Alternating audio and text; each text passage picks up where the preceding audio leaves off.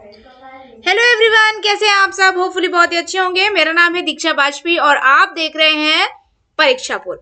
आज के इस वीडियो में हम लोग इंग्लिश का एक पेपर सॉल्व करने वाले हैं जो कि एसएससी सीजीएल 2020 का है।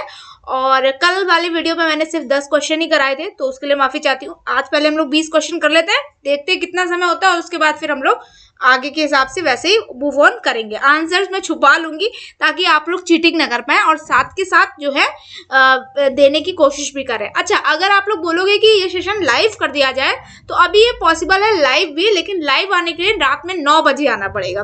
तो अगर आप लोग कम्युनिटी पे जाकर के या कमेंट सेक्शन में जाकर के बता सकते हो अगर चाहते हो कि ये सेशन लाइव दिया जाए, ठीक है ना। चलिए, तो सबसे पहले क्वेश्चन का आंसर करते हैं अपन लोग। और आज मेरे पास पेन की कमी है क्योंकि मैं लैपटॉप से पढ़ा रही हूँ, तो मैं यहीं पे लिखूंगी, उसको अच्छे से आप लोग पढ़ते जाना, समझते जाना, ठीक है। अभी थोड़े दिन पेन की अभी कमी है। पहला क्वेश्चन है स्लैक। स्लैक का मतलब होता है, स्लैक का अपने को सिनोनिम बताना है। स्लैक का मतलब होता है बहुत ही ज्यादा स्लगिश। मैं लिखती जा रही हूँ। स्लैक का मतलब होता है बहुत ज्यादा स्लगिश, सुस्त, है ना। जो व्यक्ति सुस्त हो जाता है उसको बोलते हैं स्लैक, ठीक है। तो स्लैक का सिनोनिम बताना है अपने को। अब केयरलेस, केयरलेस का मतलब क्या होता है। केयरलेस का मतलब होता है जो बहुत लापरवाह इंसान है, ठीक है, सुस्त है, हर चीज में कोई ध्यान नहीं देता है। कीन, कीन का मतलब होता है बहुत ही ज्यादा क्लेवर है, बहुत ही ज्यादा एक्टिव है ना। एक्टिव भी बोल सकते हैं, इसका एक सिनोनिम एक्टिव भी हो सकता है, ठीक है, वो हो गया कीन। लिवली, लिवली मतलब बहुत ही एंथुजियास्टिक है। क्या है, एंथुजियास्टिक है, लिवली हो गया वो, ठीक है। और एक्टिव, तो ये तीनों एक दूसरे के सिनोनिम हो जाएंगे, ठीक है। ये तीनों ही एक दूसरे के सिनोनिम हो जाएंगे। अपने को बताना है किसका, स्लैक का सिनोनिम, तो वो हो जाएगा स्लगिश या केयरलेस, यानी कि ऑप्शन नंबर ए इसका करेक्ट आंसर हो जाएगा। Is it clear. हमने को सिनोनिम जाना था स्लैक का, स्लैक के साथ में जाता है केयरलेस, केयरलेस इसका राइट आंसर हो जाएगा। ओके, क्या मैं बहुत फास्ट बोलती हूँ? अगर ऐसा है तो बताओ, मैं धीरे धीरे बोला करूंगी, ठीक है। चलो अगले क्वेश्चन में मूव ऑन करते हैं। देखिए पहला क्वेश्चन अपना सही हो गया, बहुत ही बधाई हो। अगर ऐसा हो जाए कि 25 में 25 सही हो जाए तो मजा आ जाए। अच्छा, मैंने एक बहुत ही बेहतरीन चीज सोची है। मंडे को मैं चाह रही हूँ कि एक लाइव मॉक टेस्ट दिया जाए, टेक्स्ट बुक का, मेंस का, आपके साथ, और देखा जाए कि उस पे मैं कितना स्कोर करती हूँ और मेरी क्या स्ट्रेटेजीज रहती हैं पेपर को देते वक्त, ठीक है। तो अगर आपको ये चाहिए तो आप मुझे जरूर बताना, मैं इस पे काम करूंगी। डेफिनेटली मेंस से पहले 2-3 मॉक आ जाएंगे अगर आपको ये चाहिए, और नहीं चाहिए तो कोई बात नहीं, ठीक है। अब अपने को जानना है एंटोनियम बताना है। किसका बताना है, मैग्निफिसेंट का। मैग्निफिसेंट का मतलब होता है बहुत ज्यादा शानदार, है ना, बहुत ज्यादा ग्रैंड हो कोई चीज, उसको बोलते हैं मैग्निफिसेंट, ठीक है। वो होता है बहुत ज्यादा ग्रैंड हो, बहुत ज्यादा शानदार हो, उसको बोलते हैं अपन लोग मैग्निफिसेंट। इसका उल्टा बताना है, ठीक है। ऑपुलेंट, ऑपुलेंट का मतलब होता है बहुत ज्यादा धनी, है ना, रिच, रिच हो बहुत चीज कोई, ठीक है, उसको बोलते हैं ऑपुलेंट। ग्रैंडियोस का मतलब भी होता है दिखावटी, प्रिटेंड किया हुआ हो कुछ, है ना, या बहुत ज्यादा एडवांस हो, है ना, बहुत ज्यादा एक्स्ट्रा हो, उसको बोलते हैं ग्रैंडियोस, बहुत भव्य, है ना।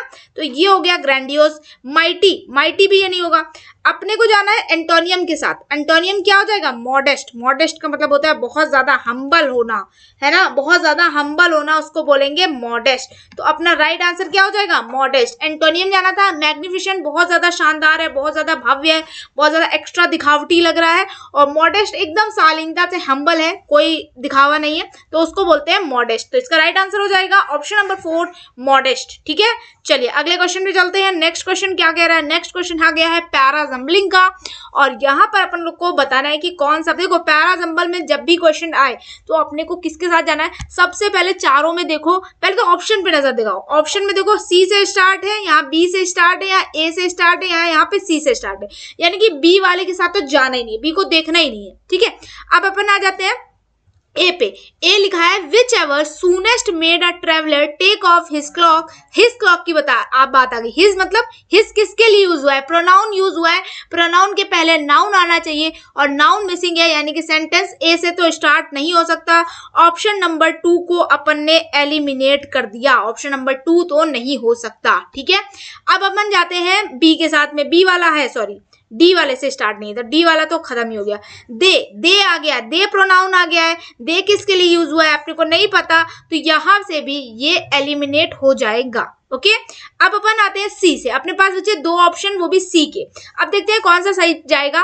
तो सी ऑप्शन से स्टार्ट है, a dispute once arose between the wind and the sun. यहां से स्टार्ट होता दिख रहा है, एक बार की बात है जब द विंड और सन के बीच जो है लड़ाई झगड़ा छिड़ जाता है। To decide which was the stronger of the two, उनमें से कौन सा जो है वो ज्यादा बेहतर है, मतलब स्ट्रॉन्गर है। ठीक है, अब आते हैं सी के बाद बी और ये कह रहा है सी के बाद डी। देखते क्या आता है। अब डी से स्टार्ट करते हैं। The wind began and blew with all his might and sent a blast cold fierce as a storm. Wind ने एक स्टॉर्म ला दिया, मतलब ये कहने का मतलब है इनका। ठीक है, उसके बाद में बी पे आते हैं। They agreed to put the point to test.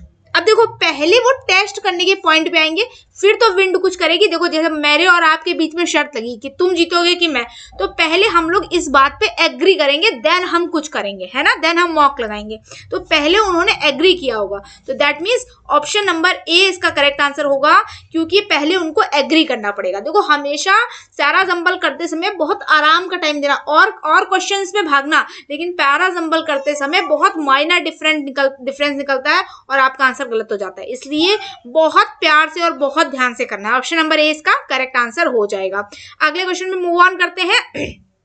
I was shocked to find my house unlocked.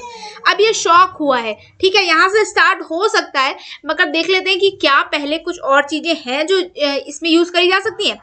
B वाला ऑप्शन कह रहा है कि to my astonishment I found that my son who had a spare key had come in my absence. ठीक है, अब देखो यहाँ पर ये कह रहा है, ये कुछ हाउस की बात चल रही है। चारों सेंटेंस को देख के हमको ये पता चल रहा है कि चारों सेंटेंस को देख के अपन को ये पता चल रहा है, एक मिनट रुकना, खराब हो गया। हाँ, यहाँ से स्टार्ट करते हैं। चारों सेंटेंस को देख के अपने को ये पता चला कि कुछ हाउस को में एंटरिंग करने की बात हो रही है। अब देखो सी से अगर अपन स्टार्ट करते हैं, last Sunday I return home late night, मतलब लास्ट संडे को वो आया लेट नाइट, एंड इसके बाद सी के बाद दो ऑप्शन है। देखो बी से क्यों स्टार्ट नहीं कर सकते, to my astonishment I found that my son. अब देखो यहाँ पे एक स्टोरी कर रहा है ना, स्टोरी के लिए हम यहाँ से तो स्टार्ट नहीं कर सकते, क्योंकि पहले वो भौचक्का नहीं होगा, पहले वो कुछ स्टार्ट करेगा तब वो भौचक्का होगा, है ना।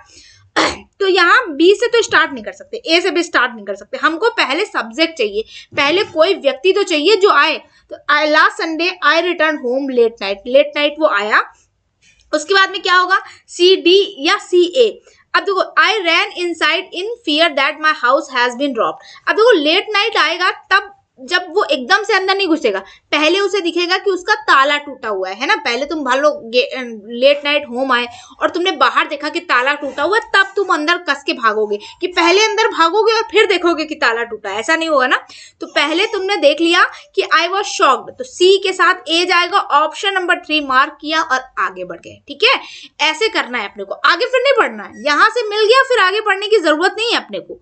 थर्ड नंबर ऑप्शन पे आ जाते हैं। इनकरेक्ट स्पेलिंग बतानी है। बाउंड्री की स्पेलिंग बिल्कुल सही लिखी हुई है, ऑल करेक्ट है, ओके है। ठीक है, फोटोग्राफ की स्पेलिंग गलत लिखी हुई है। फोटोग्राफ की स्पेलिंग क्या होती है, जल्दी से बताइए, अगर किसी को पता है वीडियो पॉज करके। फोटोग्राफ होता है, GRAPH, फोटोग्राफ होता है, ठीक है ना, ये इसकी करेक्ट स्पेलिंग है। प्रोसेसिंग की स्पेलिंग भी बिल्कुल सही लिखी है और कॉम्पिटेंसी की स्पेलिंग भी बिल्कुल सही लिखी है, कोई एरर नहीं है। फोटोग्राफ की स्पेलिंग गलत है, ठीक है, गूगल डॉग भी देखो बता रहे हैं आपको। अगले क्वेश्चन में मूव ऑन करते हैं और कह रहा है एरर छाटनी है अपने को। Raman put the vegetables in the frying pan and after adding some water close the lid.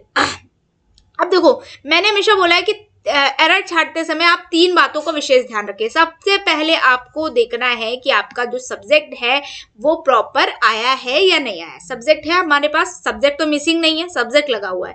उसके बाद जो हमारी वर्ब है वो सही फॉर्म में अवेलेबल है या नहीं है, क्योंकि इन्हीं 3 बातों में आपको आपका एरर मिल जाएगा 99%। 1% हो सकता है कि वो कुछ घुमा फिरा के एरर पूछे, वरना 99% आपको इसी पे मिल जाएगा। एंड फिर आपको देखना है कि प्रपोजिशन या कंजक्शन का तो कोई एरर नहीं है, बस इसी 3 चीजों में आपको डेफिनेटली एरर मिल जाएगा। ठीक है, तो यहाँ देखो लिखा रमन पुट। अब देखो पुट की जो 3 फॉर्म होती है ना, मैं यहाँ लिख देती हूँ। पुट की जो 3 फॉर्म होती है ना, एक तो पुट का होता है पुट फर्स्ट फॉर्म, फिर पुट सेकेंड फॉर्म और फिर पुट थर्ड फॉर्म। ठीक है, पुट नहीं होता है, PUTTED, ये गलत लिखा हुआ है यहाँ पर, ये गलत है, यही एरर है आपकी। ऑप्शन नंबर 2 आपका एरर हो जाएगा। रमन पुट द वेजिटेबल की बजाय रमन पुट द वेजिटेबल्स होना चाहिए, ठीक है। In the frying pan and after adding some water close the lid. Lid का मतलब क्या होता है यहाँ पर? लिड मतलब होता है ढक्कन, ध्यान रखिएगा। क्लोज द लिड मतलब उसने ढक्कन ढक दिया। तो ऑप्शन नंबर 2 में आपका एरर है, रमन पुट द वेजिटेबल्स, ठीक है। चलिए अगले क्वेश्चन में मूव ऑन करते हैं। नेक्स्ट क्वेश्चन क्या कह रहा है? नेक्स्ट क्वेश्चन हमारा कह रहा है, मैं पूरा क्वेश्चन खोल लूं, आंसर ना दिखे तुम्हें उससे पहले। अच्छा, अगर किसी को आंसर आ रहा हुआ करे ना तो वीडियो को पॉज करके फटाफट से आंसर कर दिया करो, या तुम्हें लगे कि इससे बेहतर कुछ और तुम्हें पता है तो तुम उसको भी लिख सकते हो। आपके सुझाव सारे के सारे आमंत्रित हैं, आप नीचे कमेंट सेक्शन में बता सकते हैं। Is the door closed? Alka asked Tarun. अब देखो यहाँ पे अपने को क्या बताना है, टेंस रिपोर्टेड स्पीच चेंज करनी है, ठीक है। तो यहाँ पर अपने को डायरेक्ट से इनडायरेक्ट में बनाना है। अब देखो इज द डोर क्लोज्ड, अब यहाँ ये पूछा गया। अब देखो वॉज तो आएगा ही आएगा, तो पहले वाले ऑप्शन में वॉज मिसिंग है तो इसलिए वॉज नहीं है, तो ये गलत हो गया, ये नहीं हो सकता, ठीक है। इसको तो हम पहले ही नकार देते हैं। अब दूसरे वाले ऑप्शन में भी वॉज नहीं है, ये भी गलत है। तीसरे वाले ऑप्शन में भी वॉज नहीं है, ये भी गलत है। अपने आप हमको सही आंसर दिख जाएगा, that is 4th number, Alka asked Tarun. अब देखो कुछ लोग पूछ सकते हैं यहाँ वेदर क्यों लगा हुआ है? वेदर इसलिए लगा हुआ है क्योंकि जब भी हमको संदेह जताते हैं, यहाँ पे ये संदेह जता रही है कि क्या दरवाजा बंद है या नहीं है। इज द डोर क्लोज्ड, क्या दरवाजा बंद है? संदेह है ना, तो इसलिए यहाँ पर वेदर आ जाएगा। जब यहाँ पर कोई आशंका जताई जाए तो हमें कंजक्शन के तौर पर दैट का यूज न करके वेदर का यूज करना होता है क्वेश्चन यानी कि इंट्रोगेटिव सेंटेंसेस में, ठीक है ना। चलिए अगले क्वेश्चन पे मूव ऑन करते हैं अपन। हेल्प द नीडी पीपल, ये इसका पैसिव वॉइस कन्वर्ट करना है। अब देखो हेल्प द यानी कि ये कौन सा सेंटेंस है, जल्दी से बताइए, कौन बताएगा? ये है आपका इम्परेटिव सेंटेंस। कौन सा सेंटेंस है? डायरेक्ट वर्ब से सेंटेंस स्टार्ट हुआ है, दैट इज ये इम्परेटिव सेंटेंस है, ठीक है ना।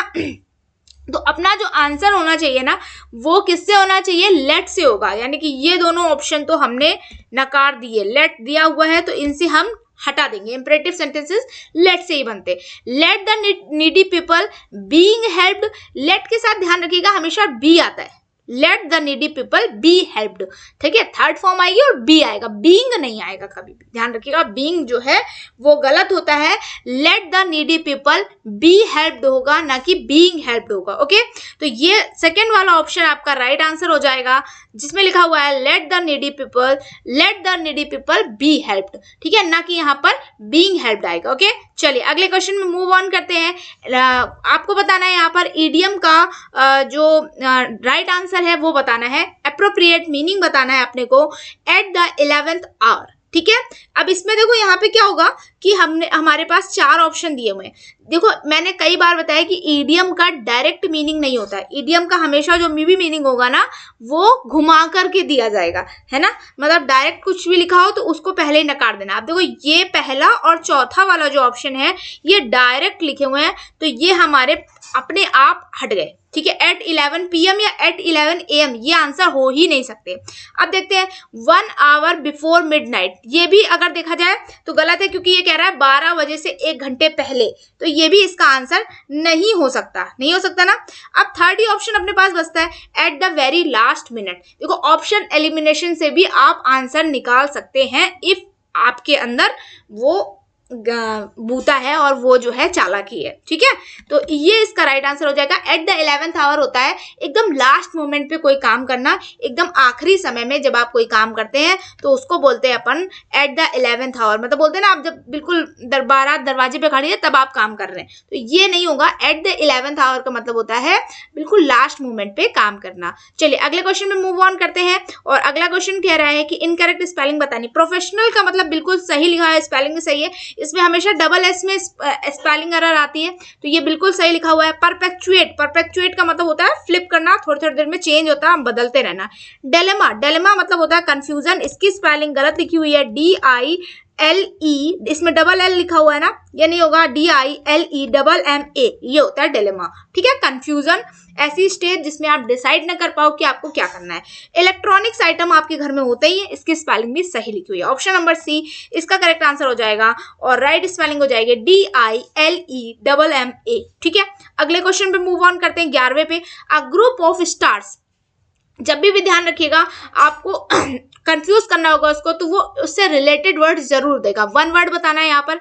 एस्ट्रोनॉमी का मतलब मैंने अभी आपको बताया था, वो जो मतलब जिसमें हम अपना एस्ट्रोनॉमर्स होते हैं ना, देखो एस्ट्रोनॉट और एस्ट्रोनॉमर में बहुत अंतर है, ध्यान रखिएगा, एस्ट्रोनॉट्स और एस्ट्रोनॉमर में। तो इसमें बहुत ज्यादा कंफ्यूज होते हैं लोग, स्पेलिंग मैंने गलत लिख दी है, ठीक है। इसमें बहुत ज्यादा कंफ्यूज होते हैं लोग। एस्ट्रोनॉमी अलग चीज है और एस्ट्रोनॉट्स अलग चीज है, ठीक है।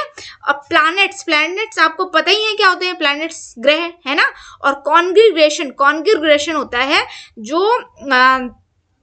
जो भक्तगण होते हैं ना, उनका समूह जो जब कहीं जाता है उसको बोलते हैं कॉन्ग्रीगेशन।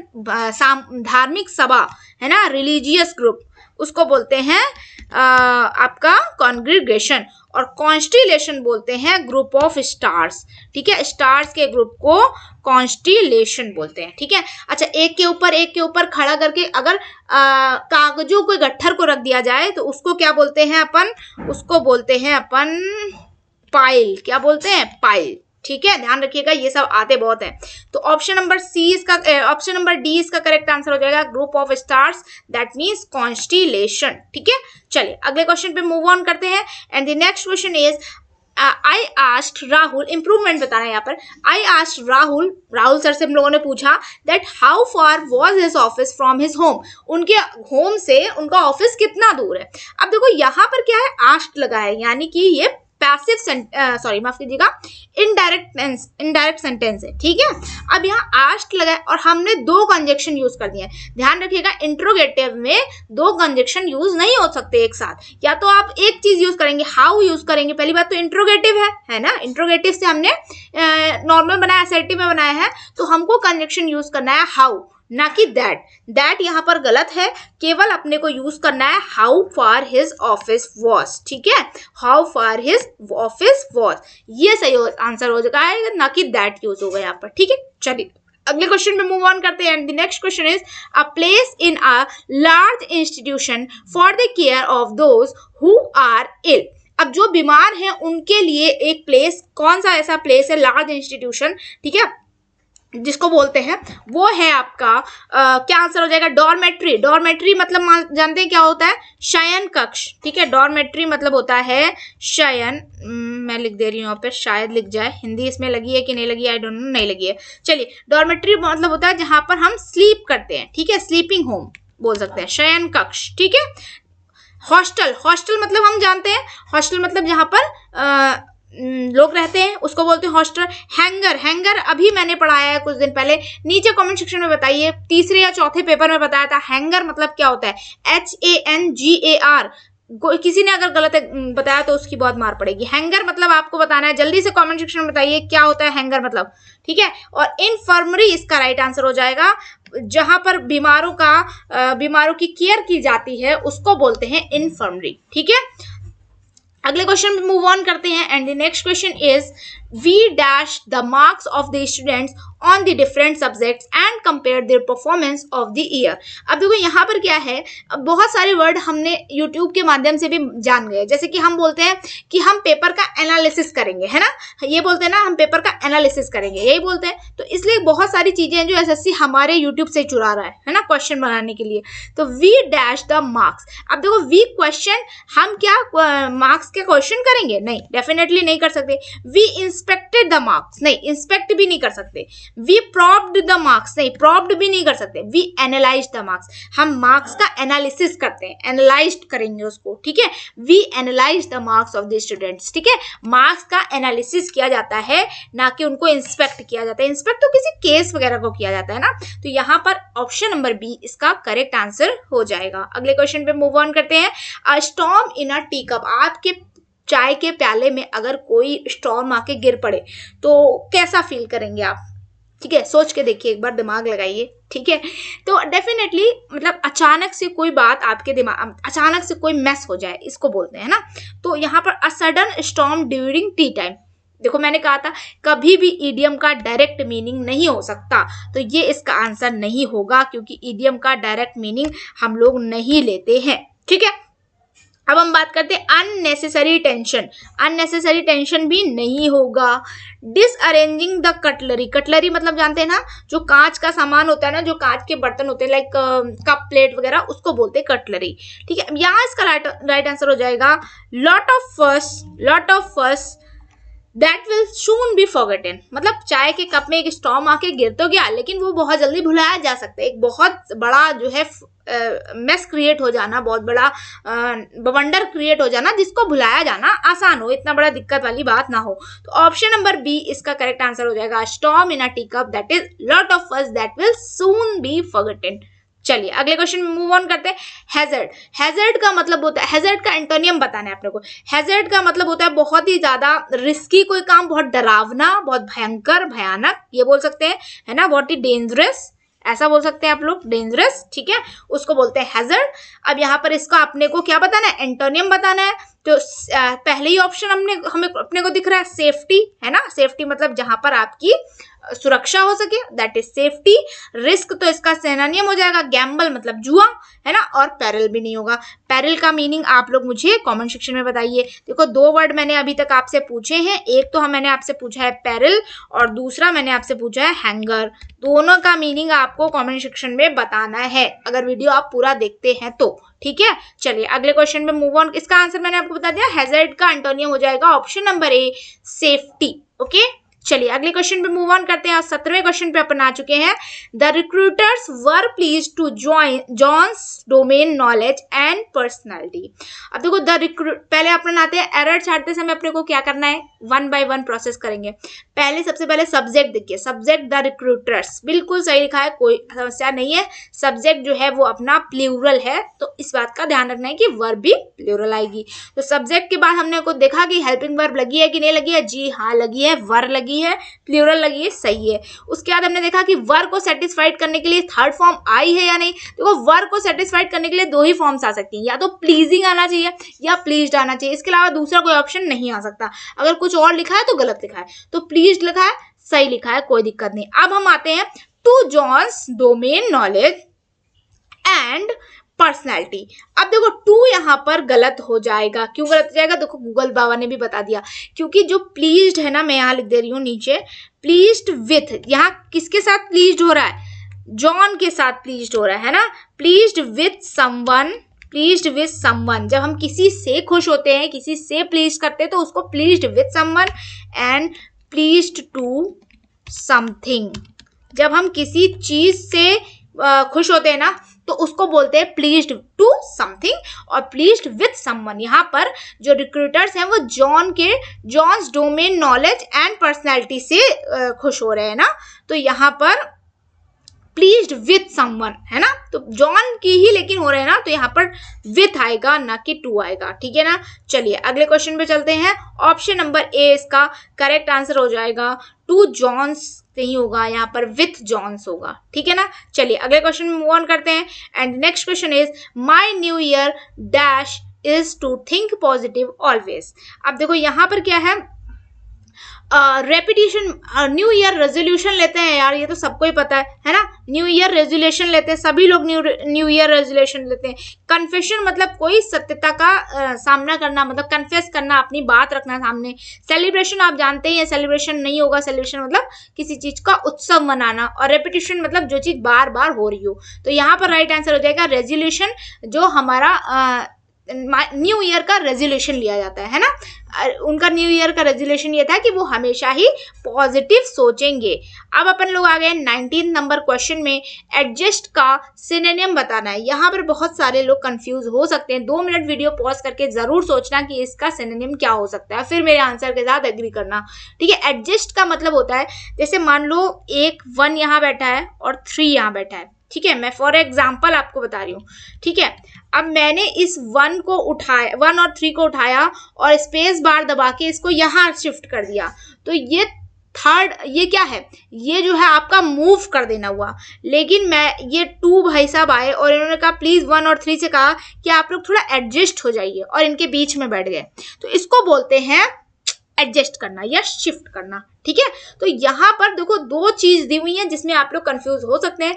एडजस्ट का मतलब होता है वही उसी चीज में तालमेल बैठाना या एडजस्ट करना या बीच में ढल जाना, वैसा कुछ भी आप बोल सकते हैं।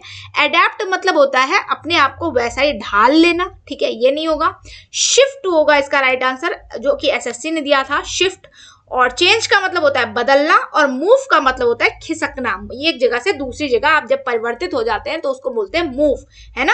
यहाँ पर शिफ्ट इसका राइट आंसर एसएससी ने दिया था।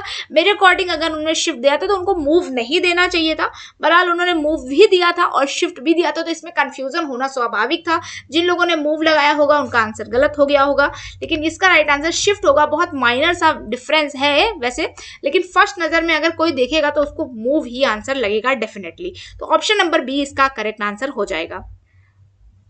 ओह सॉरी, मैंने गलत बता दिया। ऑप्शन नंबर ए इसका सही आंसर हो जाएगा, एडाप्ट हो जाएगा। एडजस्ट का मतलब होता है ढालना, एडाप्ट का मतलब भी ढालना होता है। लेकिन यहाँ पर पहली नजर में जो कोई देखेगा तो मैंने गलत बोल दिया आपको। फोर्थ नंबर ऑप्शन हो जाएगा, मूव नहीं लगेगा बल्कि एडेप्ट होगा, ये चीज ध्यान रखना, ठीक है। तो ये यहाँ पर स्लाइड सा डिफरेंस था, जैसे शिफ्ट भी दिया था, चेंज भी दिया था, एडेप्ट भी दिया था, तो ये थोड़ा सा माइनर सा डिफरेंस है, आप लोग ध्यान रखिएगा। चलिए अगले क्वेश्चन पे मूव ऑन करते हैं। अगला क्वेश्चन और लास्ट क्वेश्चन है ये, among applied sciences medicine is one which have given man some power over death. अब देखो यहाँ पर क्या लगना है, आपको बताना है। देखो यहाँ पर अमंग अप्लाइड साइंसेस ये इसका सब्जेक्ट नहीं है, यहाँ पर मेडिसिन इज है ना, इज वन विच हैज होना चाहिए, हैव की जगह हैज होगा, क्योंकि मेडिसिन एक की बात करी जा रही है जो कि हैव के साथ फिट नहीं है। यहाँ पर गलत वर्ब का यूज हुआ है, हैज यूज होगा। हैज पूरे ऑप्शन में एक में ही आई है, ऑप्शन नंबर बी में, तो और कुछ सोचने की जरूरत भी नहीं है। हैज के साथ थर्ड फॉर्म आती है तो वो भी लगी हुई है, ठीक है। यहाँ पर हैव जो है वो मेडिसिन के लिए आया हुआ है, जो कि गलत है, तो यहाँ पर हैज आना चाहिए, ठीक है। ऑप्शन नंबर बी इसका करेक्ट आंसर हो जाएगा। तो गाइज अभी हम लोग इस सेशन को यहीं समाप्त कर रहे हैं, और जो बचे हुए 10 क्वेश्चन है आई नो वो रह गए हैं, वो फिर मैं कल के लेक्चर में देख लूंगी, ठीक है। तो चलिए मिलते हैं नेक्स्ट वीडियो में। Till then bye bye, take care. सबसे पहले आपको क्या करना है, चैनल को सब्सक्राइब करना है, ठीक है। मैं यहाँ लिख रही हूँ सब्सक्राइब, कहाँ करना है, परीक्षापुर को करना है सब्सक्राइब, ठीक है। ऊपर आई बटन पे देखो, बहुत सारे मैंने लिंक वगैरह दे रखती हूँ, उनको भी देख लिया करो। वीडियो को लाइक करना है, वीडियो को लाइक नहीं करते हो तुम लोग, ठीक है। शाम को 7 PM पे 2 PM पे आपकी राहुल सर की क्लास होती है। मैथ्स के जो कॉन्सेप्ट आपको बहुत ही बेहतरीन कराते हैं, और 7 PM पे मेरी क्लास होती है। आज चश्मा टूट जाने की वजह से लेट हो रही है, तो 7 PM पे आपको इंग्लिश की क्लास मिलती है, इंग्लिश बाय दीक्षा वाजपेयी, ठीक है। तो ध्यान रखिएगा, आप लोग आना ना भूले। जब भी आए वीडियो को लाइक पहले कर दें, फिर वीडियो देखें, ठीक है। मिलते हैं नेक्स्ट वीडियो में। Till then bye bye, take care, good night, और स्वस्थ रहें, मस्त रहें, पढ़ते रहें। कल CHSL टायर 2 का एग्जामिनेशन है, और इस वीडियो के नेक्स्ट तुरंत बाद आपको मेरी CHSL टायर 2 की टिप्स मिलने वाली है, तो जिनका भी एग्जाम है उस वीडियो को देखना ना भूलें। और बहुत इंपॉर्टेंट चीजें मैं बताने वाली हूँ, क्योंकि लास्ट टाइम मैं 2 बार से CHSL का पेपर देने जा रही हूँ टायर 2। लास्ट टाइम 76 मार्क्स मैंने गेन किए थे CHSL टायर 2 के एग्जाम में, तो उसकी भी कॉपी मैंने RTI से मंगा ली है, वो मैं जरूर आपके साथ में दिखाऊंगी एक दिन। अब मैं ये चाहती हूँ कि मैं वो चीजें बता सकती हूँ जो आप फेस करते हैं डायरेक्ट एग्जाम में, तो जो व्यक्ति पहली बार एग्जाम देने जा रहा है वो जरूर देखे, उसको अगर कोई भी क्वेश्चन है, कोई भी डाउट है, सारे के सारे आपके सॉल्व हो जाएंगे, ठीक है। चलो मिलते हैं नेक्स्ट वीडियो में। Till then bye bye, take care.